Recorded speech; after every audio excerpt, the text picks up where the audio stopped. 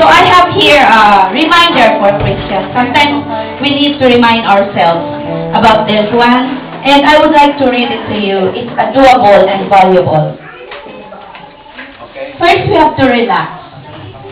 Many of us are overworked and overstressed. Amen? Relax. We need to rest our bodies and our minds so that we can find tune with ourselves, with God, and with other people. Amen. Take a break. Take a walk. Commune with nature. Watch the sunset. We're not doing this anymore. So, this is a reminder from the Lord. Enjoy the moon. Close your phone and just allow yourself to be open to the divine. Let go and let things be. God is in charge. Experiencing the power of sleep and rest. Smile at the sky. Walk the earth. Whistle a happy tune or hum a favorite melody or Christian song. And just thank God we are still alive. Amen. And so we have to reflect. Find time to relax so you can reflect.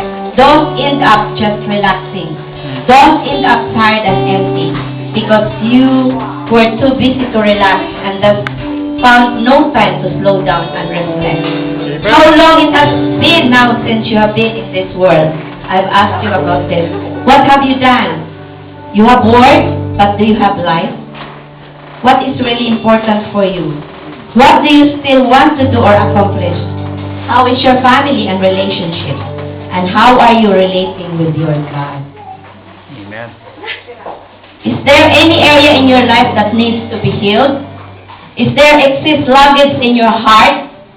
How would you like to be remembered after you are gone? Questions, questions. Allow yourself to be questioned by life itself. And one thing is repent. We all fall. We all have mistakes and weaknesses. Accept our limitations. Welcome to humanity. Be humble. Find time to say sorry to people you may have hurt or just taken for granted. Make time to write, to call, text, or to email anyone you need to say sorry to. Is there a bad habit you need to give up?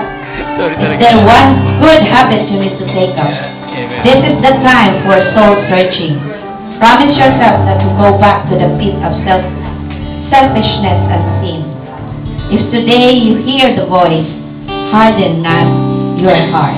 Amen? Amen. Amen. Thank you, Lord. Praise God. Thank you, Lord.